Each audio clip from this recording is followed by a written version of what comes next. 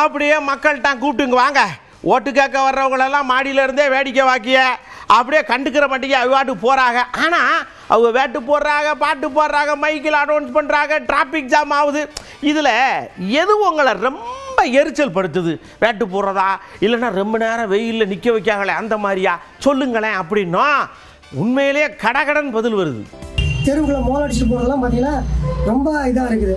ஒரு சின்ன சந்தில் அவ்வளோ மோளம் அவ்வளோ சத்தம் வைக்கிறதெல்லாம் மக்கள் வந்து ரொம்ப இது வந்து பார்க்க போனால் வாக்களிக்கலாமா வேண்டாமாங்கன்னு மக்கள் நினைக்கிற அளவுக்கு பண்ணிடுறாங்க. கட்சிக்காரங்க என்ன பண்ணுறாங்கன்னா பட்டாசு வெடிச்சு ரொம்ப அலப்பறை பண்ணுறாங்க. அதெல்லாம் கொஞ்சம் குறைச்சிக்கணும். இந்த பட்டாசு வெடிக்கிறது பொதுமக்களுக்கு வந்து இடையூறாக இருக்குது. டவுன் பஞ்சாயத்தில் சோறு விளம்பரம் கிடையாது, நகராட்சியில் கிடையாது, பேரூராட்சி, அடுத்தது மாநகராட்சிலாம் சோறு விளம்பரம் கிடையாது. அது ஒரு நல்ல அமைப்பாக அமைஞ்சிருக்குது. அதே போல் இன்னைக்கு கிராம பஞ்சாயத்தில் இந்த சோறு விளம்பரம் எல்லாம் வேண்டாம் வச்சா அது நல்லா இருக்கும். அந்த ஒலிபெருக்கியினுடைய அந்த வால்யூம், அதாவது சவுண்டை குறைத்து வைத்து பொதுமக்களுக்கும் கேட்க வேண்டும். ஆனால் அவர்களுக்கு எந்த விதமான பாதிப்பும் இல்லாத வகையில் தேர்தல் பரப்புரை செய்வது நன்றாக இருக்கும். மைக் செட்டு ஸ்கூலுன்னு பார்க்க மாட்டேங்கிறாங்க, காலேஜுன்னு பார்க்க மாட்டாங்க, ஒரே சவுண்டு. ஹாஸ்பிட்டலு, போக்குவரத்து இடைஞ்சல், ஒரே சவுண்டாக இருக்குது. முக்கியமாக எந்த ஒரு வாக்குறுதின்னு ஒன்று கொடுப்பாங்க பார்க்கணும்.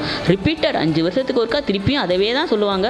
நிறைவேற்றாங்களோ இல்லையோ அதவே வேலை வாய்ப்பு தருவோம், அது வாங்கி தருவோம், இது வாங்கி தருவோம், விலைவாசி குறைப்போம்னு சொல்லுவாங்களே தவிர ஆனால் எதுவும் நடக்குதா அப்படின்னா தெரியாது. மக்களுக்கு எந்த இடையூறும் இல்லாமல் வெடி வெடிக்கிறது, ஒலிபெருக்கி சத்தமாக வைக்கிறது, அதை மட்டும் தவிர்த்தாலே போதும். இங்கே வந்து பார்த்தீங்கன்னாக்கா நம்ம அன்றாட காட்சி அவசரத்தை கொண்டு போகிற காசை இடையில நிறுத்தி பிடிக்கிறது நம்மளுக்கு கொஞ்சம் பிரச்சனை இருக்குது.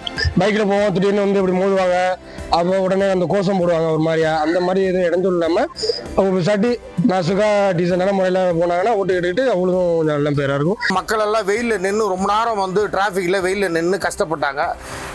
ரொம்ப இதுவே ஒரு எரிச்சல் ஊட்டிய ஒரு விஷயந்தான். வேட்பாளர் வெளியே வராருன்னு சொன்னால் அவர் கூட சுமார் வந்து ஒரு 100 பேர் 200 பேர் வெளியே வராங்கன்னு சொன்னால் பப்ளிக்கில் வந்து மக்களுக்கு டிஸ்டர்ப் அதிகமாக இருக்குங்க. குறிப்பாக வந்து மக்கள் வந்து ஈஸியாக நடமாட முடியல.